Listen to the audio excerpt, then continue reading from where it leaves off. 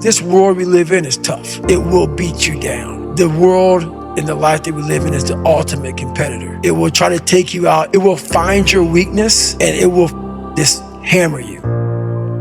Limited horizons are like, I use me as an example always. I came from a small town in Indiana where there was a handful of black families. And a lot of people in that town, when you come from a town of 8,000 people, it's like we had a local plant, Great Dane. And you're like, you know what? I want to work at Great Dane and get a house next to my mom. That's what you know. So many of us come from these small places in our mind that we're not willing to think outside of only what we've seen. Our mind works in such a small compartment. And one thing I was able to do was to dream. Many people, but don't make dreams your fucking master.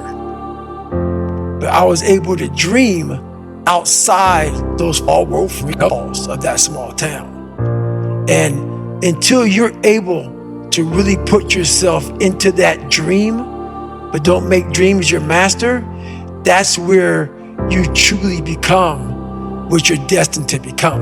A lot of people sit back and they dream about being a sports figure, or dream about being a SEAL, or dream about being an astronaut, and all it is a motherfucking dream. They don't put the work behind the dream. That dream has become their master. When you become the master of your fucking dream is when you say, I want to go be a Navy SEAL. You say, okay, I'm gonna lose 106 pounds in less than 3 months. The dream was the one thing I thought about, and the dream was now gone. Now, what comes in, the dream goes away, and the fucking laundry list of fucking details and tasks come up. Gotta do this, gotta do this, gotta do this, gotta do this. That's when you become the master of your dream. So, a lot of people out there dreaming. It feels good to talk about that shit, man. It actually makes you feel good, makes you feel proud, all that shit. But guess what happens when that alarm clock goes off at 4 a.m. to train? I don't want to be a SEAL today, or I don't want to be whatever today. I'll start tomorrow. And that's the usual pattern of people's lives. That's why I talk about clearing out the mind. Until you really want to do something, you're always going to be a talker.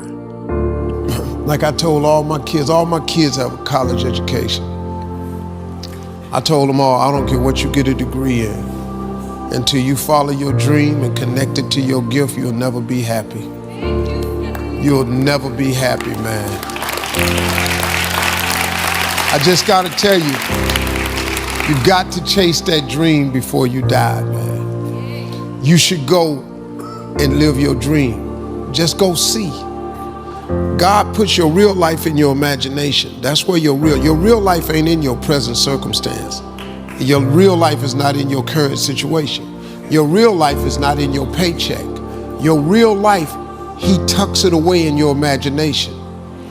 Albert Einstein said, imagination is everything. It's a preview to life's coming attractions. Everything you imagine is a preview to a coming attraction. Once you understand that and quit looking at your imagination as hocus pocus, it opens up a wide range of things and possibilities.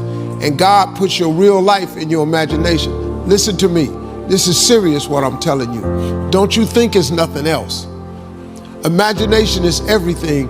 It's the preview to life's coming attractions.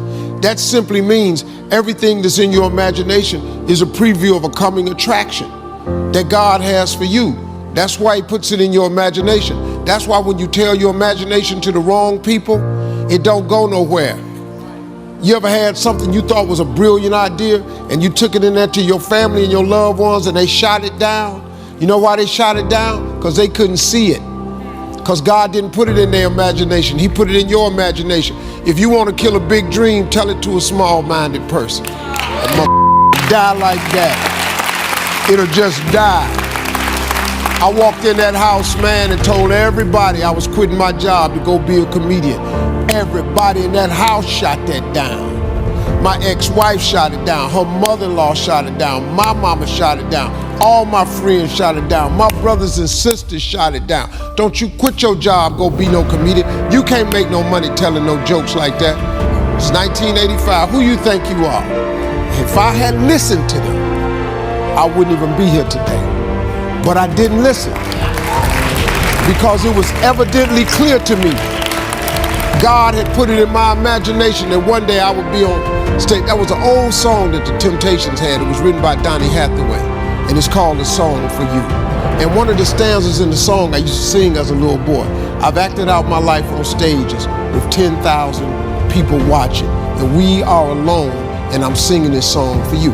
I used to always imagine myself in front of 10,000 people. Man, I'm one of the original kings of comedy, man. You know how many people I done been in front of? I done told jokes in front of 44,000 people before. But if I had listened to my mother, who was saved and a Christian and a Sunday school teacher, if I had listened to her, I wouldn't have quit my job. All my brothers, everybody told me, you can't go be no comedian. I left anyway. I won amateur night on October 8th, 1985, I won $50. I went to work the next day, October 9th, 1985, quit my job. Everybody in my neighborhood called me a fool. I send planes, pick all of them up, take them to shows. You gotta chase that dream before you die, man. Bishop Jake said one time, Bishop Jake said, I would hate to die and never do the thing I was born to do. You shouldn't let that happen. You gotta chase your dream. Everything that matters in life must be built. Woo! Let me tell you, that was worth the whole trip. If it's a business, it's got to be built. If it's a family, it's got to be built. If it's a marriage, it's got to be built. If it's a relationship, it's got to be built. You will not have success waiting on these microwave relationships. Everything in life, build. You have walked away from things saying they weren't finished, they weren't supposed to be. You left people and said they weren't ready, they weren't supposed to be. You have to build a boy into a man. You have to build a wedding into a marriage. You have to build a house into a home. Build it.